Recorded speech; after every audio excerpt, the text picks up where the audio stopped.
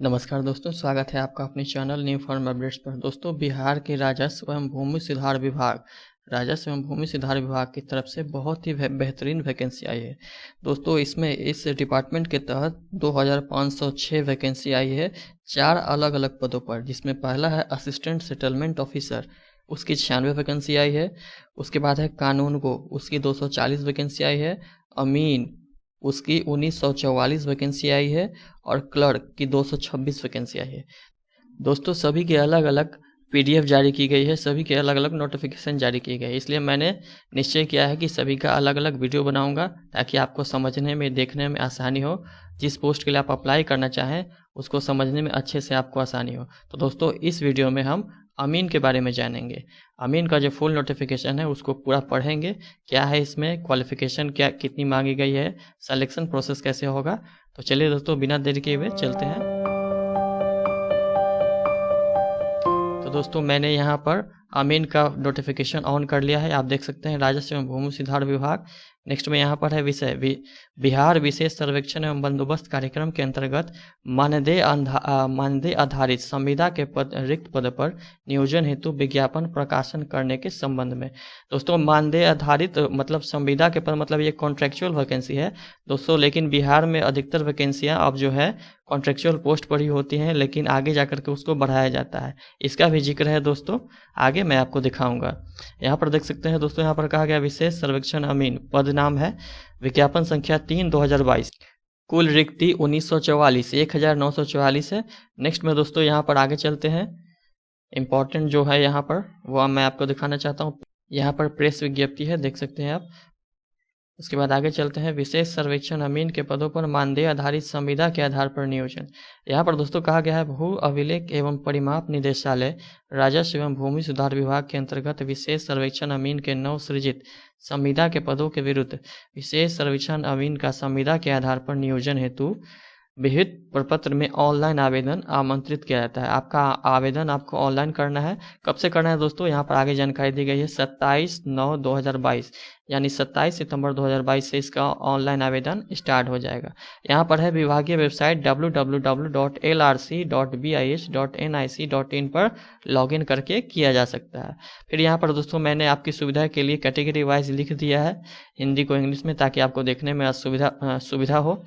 यहाँ पर है अनुसूचित जाति एससी की कितनी है 293, उसके बाद एसटी की 12, उसके बाद अत्यंत पिछड़ा वर्ग एबीसी की 288, पिछड़ा वर्ग की 161, पिछड़े वर्ग की महिला बीसी वुमेन की 93, उसके बाद अनारक्षित की यानी जनरल कैटेगरी की 1005 है। दोस्तों, बिहार के बाहर के जितने भी कैंडिडेट हैं वो इस कैटेगरी के तहत ही अप्लाई करेंगे। फिर यहाँ है ईडब्ल्यूएस कैटेगरी यानी कि आपका इकोनॉमिकली वीकर सेक्शन। आगे चलते हैं दोस्तों।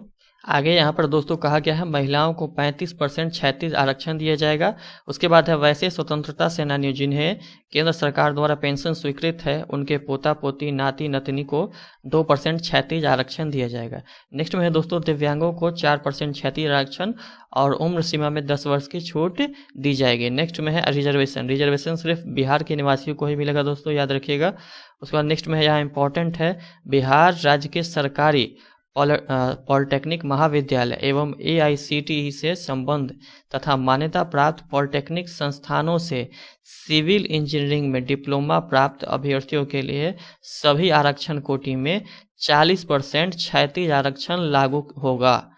यहाँ पर बहुत ही इंपॉर्टेंट है दोस्तों, एक बार फिर से इसको देख लीजिएगा वीडियो को पॉज करके। आप अगर आपको समझने में दिक्कत हो फिर से आप पढ़ लीजिएगा, वैसे तो मैंने बता ही दिया है। फिर यहाँ पर पदनाम का जिक्र है अमीन का। उसके बाद नेक्स्ट में दोस्तों यहाँ पर है न्यूनतम योग्यता एवं अर्हता सिविल इंजीनियरिंग में आपका डिप्लोमा होना चाहिए। कुल मानदेय आपको सैलरी कितनी मिलेगी तो 31,000 मिलेगी।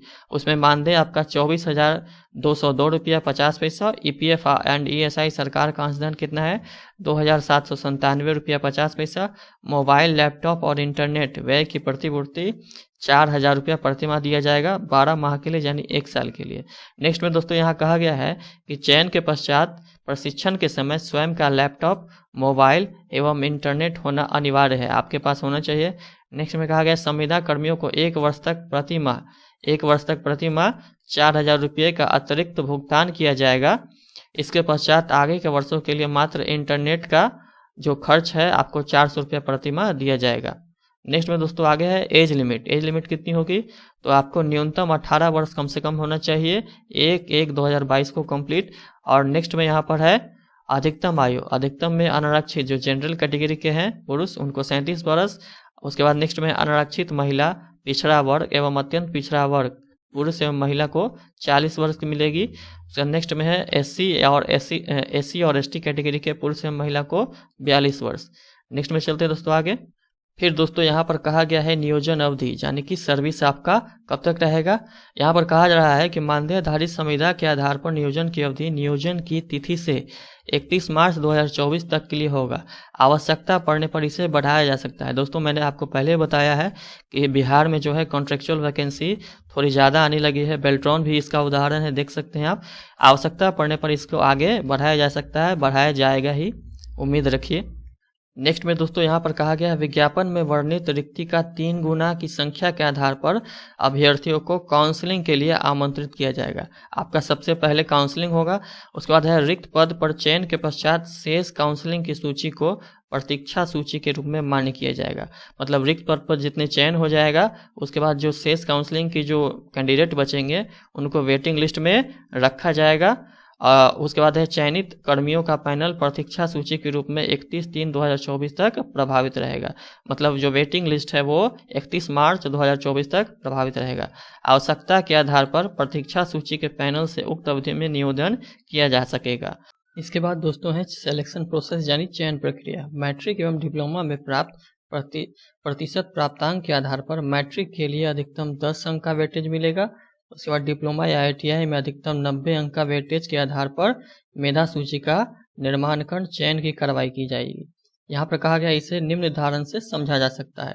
यदि किसी अभ्यर्थी को मैट्रिक में 80% एवं डिप्लोमा में 70% अंक प्राप्त हैं तो ऐसी स्थिति में मैट्रिक में वेटेज 80 × 10 डिवाइडेड बाई 100 = 8 अंक दिया जाएगा यहाँ पे। उसके बाद डिप्लोमा में वेटेज 70 × 90 डिवाइडेड बाई 100 = 63 अंक दिए होगा। इस प्रकार मेधा सूची के निर्माण में उसे कुल वेटेज यानी कि 63 + 8 अर्थात 71 अंक का दिया जाएगा। नेक्स्ट में है दोस्तों यहाँ पर ऑनलाइन आवेदन का डेट्स दिया गया है। यहाँ पर 27/9/2022 से 21/10/2022। आपको मैंने शुरू में ही बता दिया है, पहले भी बता दिया है। 27 सितंबर से 21 अक्टूबर 2022 तक 11:59 रात्रि तक स्वीकार होंगे। नेक्स्ट में है ऑनलाइन आवेदन के उपरांत यहाँ पर प्रिंट निकालने के लिए कहा गया है। नेक्स्ट में चलते हैं दोस्तों यहाँ पे विस्तृत जानकारी विभागीय वेबसाइट www.lrc.bis.nic.in पर देखी जा सकती है। उसके बाद दोस्तों यहाँ पर 13 पॉइंट में कहा गया है www.bis.nic.in पर लॉगिन करना है आपको। उसके बाद नियोजन से संबंधित आपको लिंक मिलेगा, वहां पर अभ्यर्थी को सर्वप्रथम रजिस्ट्रेशन करना है। रजिस्ट्रेशन की प्रक्रिया पूर्ण होने के पश्चात अभ्यर्थी के मोबाइल एवं ईमेल पर आईडी और पासवर्ड प्राप्त होगा। उक्त आईडी एवं पासवर्ड के आधार पर अभ्यर्थी द्वारा personal details, educational details, photo, signature और डॉक्यूमेंट को अपलोड करना है आपको। ऑनलाइन आवेदन पत्र के सबमिट करने के पहले अभ्यर्थी आश्वस्त हो लें कि उनके द्वारा सभी अपेक्षित सूचनाओं को दर्ज कर दिया गया है। फिर यहाँ पर नेक्स्ट में कहा गया है फ्रेंड्स, एक बार एप्लीकेशन फॉर्म फाइनल सबमिट करने के पश्चात किसी भी परिस्थिति में एप्लीकेशन फॉर्म में सुधार नहीं प्रदान किया जाएगा, एडिट करने का अवसर आपको नहीं मिलेगा। तो इस तरह से फ्रेंड्स पूरा नोटिफिकेशन खत्म हो गया है। आपको ये वीडियो कैसी लगी हमें ज़रूर बताइएगा। अगर कोई आपके सवाल हो, सुझाव हो तो ज़रूर दीजिएगा। फिर मिलते हैं किसी नए वीडियो में नए अपडेट्स के साथ। तब तक दीजिए हमें इजाज़त। जय हिंद।